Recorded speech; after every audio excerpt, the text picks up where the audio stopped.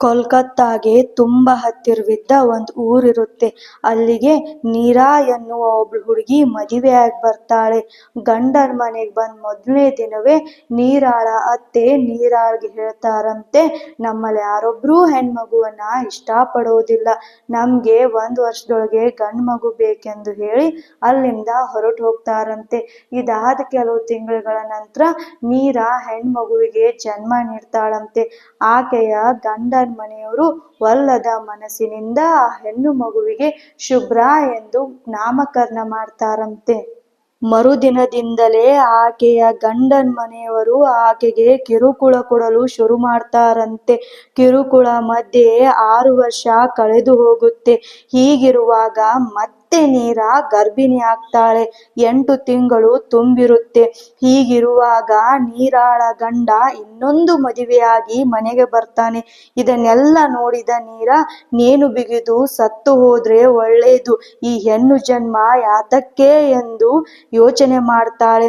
ಆದ್ರೆ ಮರುಕ್ಷಣವೇ ಮತ್ತೆ ಯೋಚನೆ ಮಾಡ್ತಾಳೆ, ನನ್ಗೆ ಈ ಬಾರಿ ಗಂಡು ಮಗು ಹುಟ್ಟಿದ್ರೆ ಗಂಡ ಬದಲಾಗ್ತಾನೆ ಎಂಬ ಆಕೆ ನಂಬಿರ್ತಾಳೆ. ಆದ್ರೆ ಬ್ಯಾಡ್ ಲಕ್, ಈ ಬಾರಿಯೂ ನೀರಾಗೆ ಹೆಣ್ಮಗು ಹುಟ್ಟುತ್ತೆ. ನೀರಾಳ ಗಂಡ ನೀರಾಳ್ಗೆ ಹೇಳ್ತಾನಂತೆ, ಈ ಮನೇಲಿ ನೀನ್ ಇರಬೇಕು ಅಂತ ಆಸೆ ಇದ್ರೆ ಹಾಲಿಗೆ ವಿಷ ಬೆರೆಸಿ ಈ ಅನಿಷ್ಟ ಮಗುವನ್ನ ಸಾಯಿಸ್ಬಿಡು ಎಂದು ಹೇಳ್ತಾನೆ. ಆಗ ಅವನ ಕಿರುಕುಳ ತಡೆಯಲಾಗದೆ ನೀರಾ ಮಕ್ಕಳೊಂದಿಗೆ ಮನೆ ಬಿಟ್ಟು ಹೊರಡ್ತಾಳಂತೆ. ಆಗ ದೊಡ್ಡ ಮಗಳಿಗೆ ಕೇವಲ 6 ವರ್ಷ ಆಗಿರುತ್ತೆ, ಚಿಕ್ಕ ಮಗಳಿಗೆ ಬರೀ 20 ದಿನ ಆಗಿರುತ್ತೆ. ನೀರಾ ಒಂದಿಷ್ಟು ದಿನ ತವರು ಮನೆಯಲ್ಲಿ ಇರ್ತಾಳೆ. ತಮ್ಮನ ಸಂಬಳ ಸಾಕಾಗುವುದಿಲ್ಲ ಎನಿಸಿದಾಗ ನೀರಾ ಬಾಡಿಗೆ ಮನೆ ಮಾಡ್ತಾಳೆ.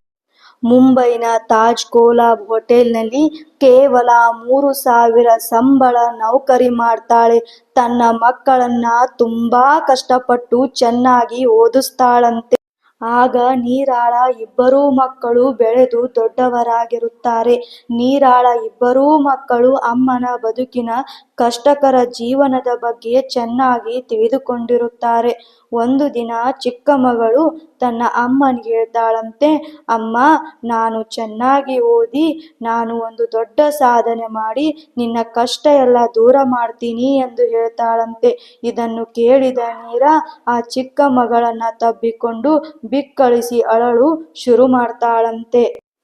ಇದಾಗಿ ಕೆಲವೇ ದಿನಗಳಲ್ಲಿ ಗೋವಾದ ಹೋಟೆಲೊಂದರಲ್ಲಿ 6,000 ಸಂಬಳದ ನೌಕರಿಗೆ ಕರೆ ಬರುತ್ತೆ. ಮುಂಬೈನ ಸಂಬಳಕ್ಕಿಂತ ಜಾಸ್ತಿ ಇದೆ ಎಂದು ತಿಳಿದು ಮಕ್ಕಳನ್ನ ತವರು ಮನೆಯಲ್ಲಿ ಬಿಟ್ಟು ನೀರಾ ತನ್ನ ಅಮ್ಮನಿಗೆ ಹೇಳ್ತಾಳಂತೆ, ಮಕ್ಕಳ ಖರ್ಚು ನನಗಿರಲಿ ಅಮ್ಮ, ಇವರ ರಕ್ಷಣೆ ಮಾತ್ರ ನಿಮ್ಮದು ಎಂದು ಹೇಳಿ ಹೊರಡ್ತಾಳಂತೆ. ಗೋವಾ ಹೋಟೆಲಿನಲ್ಲಿ ಶ್ರಮಪಟ್ಟು ಕೆಲಸ ಮಾಡಿ ಪುಣೆಯಲ್ಲಿ ಒಂದು ಪುಟ್ಟ ಮನೆ ಖರೀದಿ ಮಾಡ್ತಾಳಂತೆ. ಆಗ ಹಿರಿಯ ಮಗಳು ಶುಭ್ರ ಕಾಲೇಜು ಮುಗಿಸಿ ದೊಡ್ಡ ಸಂಬಳದ ನೌಕರಿ ಸಿಕ್ಕಿರುತ್ತೆ. ಅದೇ ವೇಳೆಗೆ ಚಿಕ್ಕ ಮಗಳು ಮಾಡೆಲ್ ಆಗಿ ಮಿಂಚ್ತಾಳೆ, ಡ್ಯಾನ್ಸರ್ ಆಗಿ ಮೆರಿತಾಳೆ. ಹಾಗೂ ಅಪ್ಪನಿಂದ ಅನಿಷ್ಟ ಎನ್ನಿಸಿಕೊಂಡ ಈ ಚಿಕ್ಕ ಮಗಳು ಮಿಸ್ ಇಂಡಿಯಾ ಸ್ಪರ್ಧೆಯಲ್ಲಿ ಮಿಸ್ ಇಂಡಿಯಾ ಆಗಿ ಹೊರಹೊಮ್ಮುತ್ತಾಳೆ. ಆ ಹುಡುಗಿ ಬೇರೆ ಯಾರೂ ಅಲ್ಲ, ನಮ್ಗೆ ನಿಮ್ಗೆ ಗೊತ್ತಿರೋ ಪೂಜಾ ಚೋಪ್ರಾ ಅವರು. ಅದಕ್ಕೆ ಹೇಳೋದು, ಹೆಣ್ಮಕ್ಳಿಗೆ ಎಷ್ಟೇ ನೋವಿರಲಿ ದುಃಖ ಇರಲಿ ಅದನ್ನೆಲ್ಲ ಬದಿಗಿಟ್ಟು ನಾನು ಮಾಡ್ತೀನಿ ಎಂಬ ಛಲ ನಮ್ಮಲ್ಲಿದ್ರೆ ನಮ್ಮನ್ನು ಸೋಲಿಸುವರು ಯಾರೂ ಇಲ್ಲ ಅಂತ. ಈ ಕತೆ ನಿಮ್ಗೆ ಇಷ್ಟವಾಗಿದ್ರೆ ಇಂತಹ ಮೋಟಿವೇಶನ್ ಕತೆಗಳಿಗಾಗಿ ಈ ಚಾನಲ್ ಅನ್ನ ಸಪೋರ್ಟ್ ಮಾಡಿ ಹಾಗೂ ಸಬ್ಸ್ಕ್ರೈಬ್ ಮಾಡಿ.